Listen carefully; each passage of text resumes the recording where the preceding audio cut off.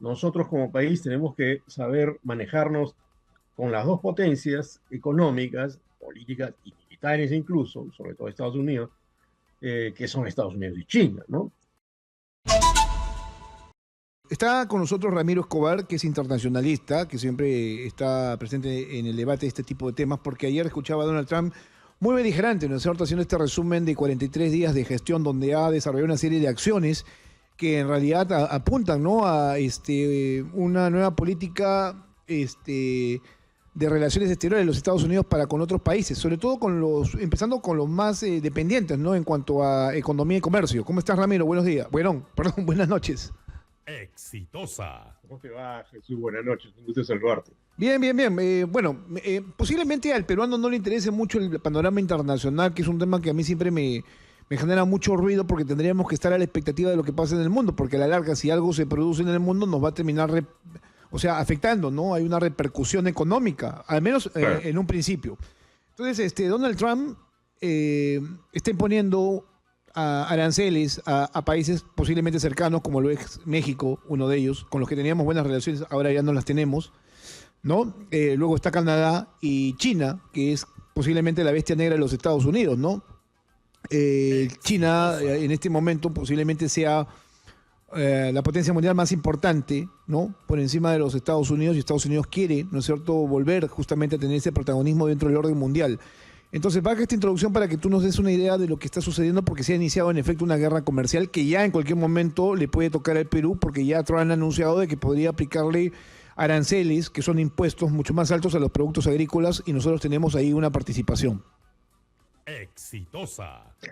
Bueno, lo que está pasando en el mundo es una reconfiguración del orden mundial, eh, no tan repentina, digamos, pero en cierto modo rápida e inesperada, ¿no? Se preveía que iba a ocurrir algo así con el retorno de Trump a la presidencia.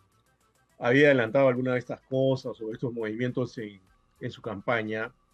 Lo que es un poco sorprendente es que esté pisando el acelerador tan fuertemente y dando bandazos para acá, para allá, amenazando literalmente a varios países de manera arancelaria o hasta de manera militar. Esto que dice, por ejemplo, recuperar el canal de Panamá, la única manera de recuperarlo es por la fuerza, ¿no? El presidente de Panamá hoy día salió a decir que el canal es panameño y que no hay ninguna discusión sobre eso.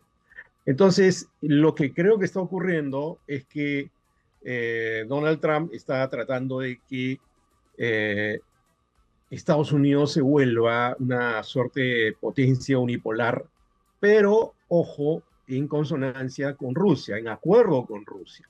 Es decir, lo que está apareciendo, emergiendo, es un orden mundial donde dos personajes de peso, Vladimir Putin y Donald Trump, que además tienen una relación al parecer estrecha, cercana, o cierta empatía por lo menos, empiezan a reconfigurar el mundo, y son dos personajes además que coinciden en varias cosas, son bastante conservadores en lo social, por ejemplo, y tienen un talante político similar, ¿no? Son claramente autoritarios, y en ese arreglo, digamos, para crear otro orden mundial, también entraría China, que dicho sea de paso, no tiene tampoco tantas diferencias en cuanto al modo de ejercer la política y al modo, por ejemplo, de pensar lo social respecto de Putin Exitosa. y de Donald Trump, ¿no? Si lo ponemos en el tablero de, por ejemplo, los derechos de las personas, los derechos humanos, los derechos de la comunidad LGTBI, los derechos de las mujeres,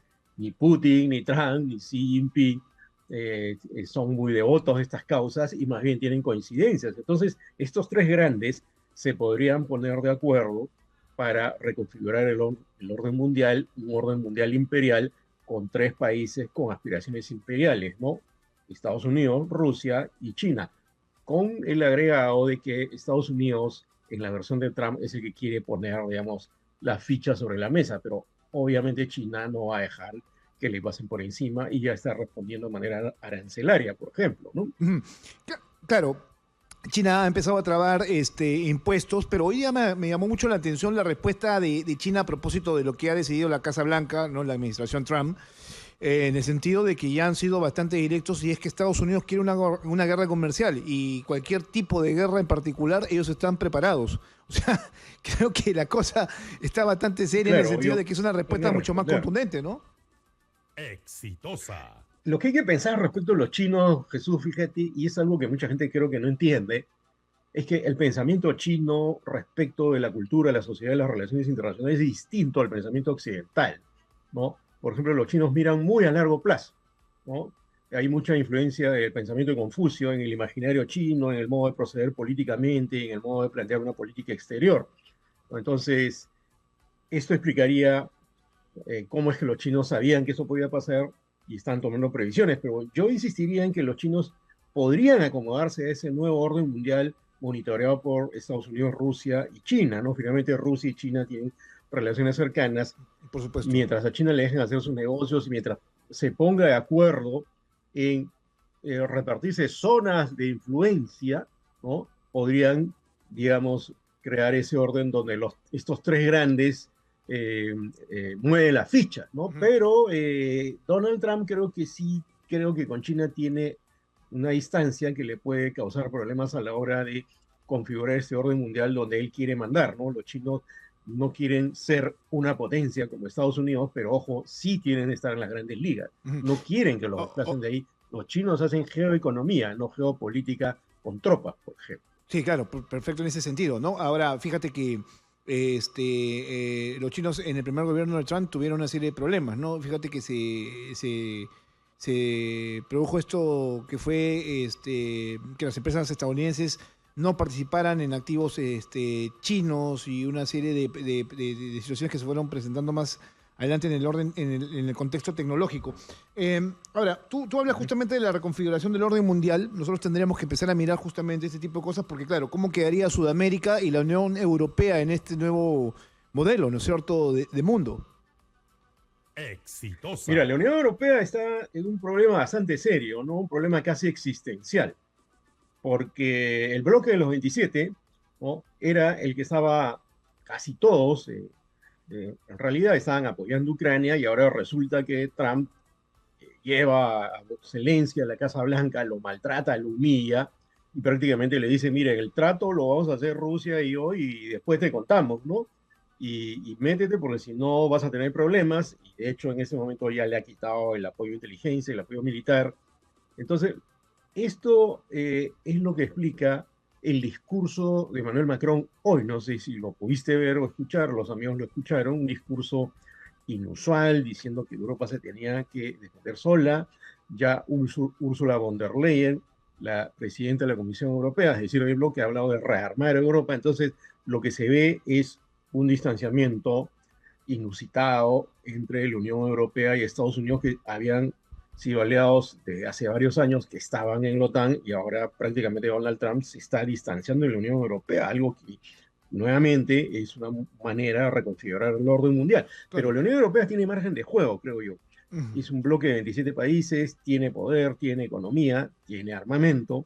Entonces, a pesar de que están en este distanciamiento, Macron hoy día ha lanzado una posibilidad de diálogo a Estados Unidos, pero lo ha dicho un poco en condicional. Ha dicho, bueno, esperamos contar con Estados Unidos, pero es una manera de decir, bueno, si no contamos con Estados Unidos, vamos a actuar por cuenta propia. Bueno, ha sido un discurso de Entonces, preparación, ¿no? Ha sido un discurso de antelación ante posibles acciones que pueda tomar, por ejemplo, en el caso del tema arancelario, porque si ya dijo Macron, según escuché, que si ya le aplicaron esto a Canadá, a México, entonces no habría mayores reparos para aplicárselo también en la Unión Europea, ¿no?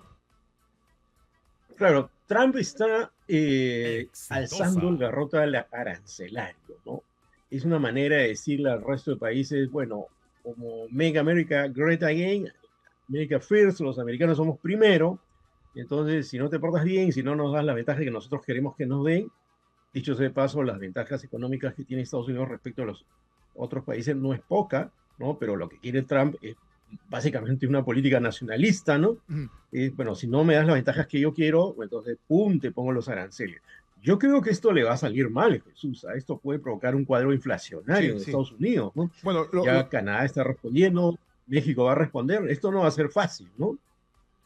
Ok, sí, claro, esas son las posibilidades. Los mercados, incluso luego de los anuncios que ha hecho Trump, ya se empezaron a caer, ¿no? Hay una gran incertidumbre, sobre todo de manejo de inversiones. Dime una cosa, vayamos un poquito más a explorar el tema de, ya hablamos de Sudamérica, ¿no? Y de la Unión Europea. Sudamérica en realidad no sé qué juego tenga aquí, la verdad que siempre hemos sido los menos considerados en esta reconfiguración del orden mundial. Y Trump, en el caso de Sudamérica, por ejemplo, lo ha dicho, ¿no? O sea, como que no nos interesan mucho. Lo dijo a pocas horas de haber Sí, lo asumido, dijo a pocas horas de haber asumido la en presidencia los de los primeros Estados días de Unidos. gobierno, lo dijo, ¿no? Sí, sí, Con esas palabras prácticamente, ¿no? sí, bueno, que le valía, ¿no? O sea, ellos son los que nos necesitan, no nosotros los que los necesitamos. Exactamente, dijo eso. Ok, en el caso del Perú, por ejemplo, ¿no? ¿Qué vamos a hacer? Porque tú estabas hablando de zonas de influencia y China ciertamente tiene al Perú como una de esas zonas ahora que tiene un puerto importante que al margen de lo que se diga que no tenemos todavía las capacidades para hacer las cosas de la mejor manera posible y que eso sea, el puerto todavía entre en su capacidad total, sí tenemos ahí un tema que en algún momento va a tener que ser tomado en cuenta por la administración de Donald Trump. Bueno, yo creo que cuando Exitosa. vino el presidente Xi Jinping acá, el canciller ya le dio unas declaraciones que hay que registrar en este momento, que recordar, mejor dicho, ¿no? Y es que nosotros como país tenemos que saber manejarnos con las dos potencias económicas, políticas y militares incluso, sobre todo Estados Unidos, que son Estados Unidos y China, ¿no? Con Rusia, por ejemplo, nosotros no tenemos grandes relaciones comerciales, pero con China y Estados Unidos sí. Entonces, ¿qué es lo que ocurre? Tenemos ahora el megapuerto de Chancay, que no es cualquier puerto. Es un puerto muy grande que forma parte de la estrategia de los chinos llamada la Franja y la Ruta. Es un nudo crucial por donde van a pasar muchas mercaderías, en donde los chinos van a tener una serie de ventajas. Entonces, en algún momento eso puede ocasionarle escozor, digamos, a Donald Trump y podría, como ha insinuado anoche en el mensaje de anoche, eh, acabar con las ventajas que tendrían supuestamente los países que tienen un tratado de libre comercio con Estados Unidos, porque dijo, tengo que favorecer a los agricultores. Es una manera de decir, en algún momento podría poner, desconocer el tratado de libre comercio que tenemos, como lo está desconociendo con México y Canadá, y ponernos aranceles. Entonces hay que estar alerta frente a eso, y a la vez mantener una buena relación con China, porque es un gran socio comercial, ¿no? Bueno, en el caso del cobre, por ejemplo, estaba pensando trabar con más impuestos al cobre, pero la producción peruana en cuanto a cobre en realidad se la lleva China, ¿no? En el caso agrícola, pues lo más afectado sería el arándano, ¿no? Y al menos en eso somos nosotros importantes exportadores, ¿no? Para el mundo, sobre todo para el mercado estadounidense. Entonces, estos Así son es. temas que deberíamos tomar en consideración. Yo, la verdad, a veces pienso de que no llegamos a medir realmente cuáles son los Exitosa. impactos de las decisiones que se toman en el mundo y cuando los vemos estamos como que medio perdidos y a la larga vamos a terminar afectados de alguna manera. Ramiro, gracias. Gracias a ti, Jesús, por la entrevista y hasta otra oportunidad. No, sí, estamos en contacto, la verdad. Esos temas creo que deberían ser siempre expuestos a la audiencia para que tengan Exitosa. mayores niveles de información. Tú sabes que el tema migratorio todavía no se ha detenido, sigue siendo una política bastante agresiva. Ayer ha dicho de que va a pedir mucho más dinero para que se siga votando mucho más gente en los Estados Unidos, ¿no?